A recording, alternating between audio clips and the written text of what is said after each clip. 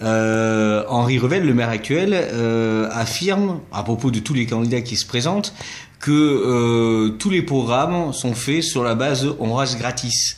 Que répondez-vous à cette accusation qui est commune à tous les autres candidats, hormis Monsieur le maire? Écoutez, moi j'ai fait un projet. Ce projet, il est réaliste et ambitieux, certes. Aujourd'hui, il peut y avoir des financements croisés de toutes les collectivités territoriales et en particulier de la métropole du Côte d'Azur. Je pense que j'ai fait montre depuis 2010 que j'étais en capacité d'amener des subventions au nom du conseil régional, des subventions pour les associations, que j'étais capable de financer l'ensemble des manifestations laurentines et de financer aussi les projets laurentins. Donc il est bien évident que dans le projet que j'ai présenté lors de la conférence de presse, il y a des compétences qui relèvent de la métropole, il y a des compétences qui relèvent du conseil général, et avec des mises à disposition souvent de terrain, comme le terrain pour la caserne de pompiers. Aujourd'hui, ce qu'il faut, c'est aller chercher les subventions où elles sont.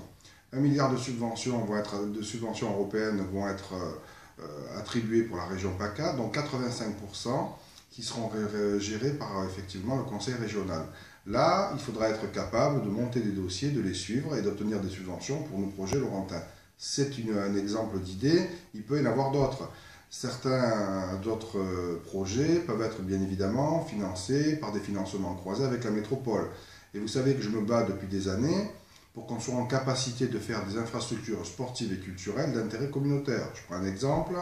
On pourrait très bien faire une piscine qui servirait à Cagnes-Saint-Laurent au Val-Fleury, puisque le terrain est prévu et le maire de Cagnes est d'accord. Par contre, la salle des fêtes polyvalente, on pourrait très bien la faire à Saint-Laurent, elle pourrait servir également à la commune voisine, qui est la commune de Cagnes-sur-Mer. Donc tout est finançable, c'est une question de volonté, c'est une question de calibrage de dossier.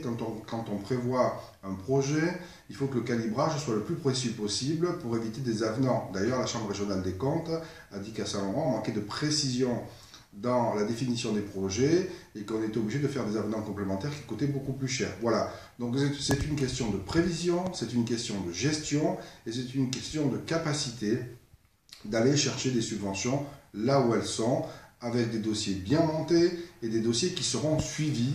C'est ce que j'ai dit concrètement dans le projet que j'ai présenté, puisqu'un chapitre est réservé au financement, bien évidemment, de tous les projets. Il faut avoir de l'ambition pour notre ville. Notre ville, depuis des années, a pris un certain retard. Le retard que nous avons pris coûtera bien beaucoup plus cher à l'avenir quand nous ferons des édifices publics.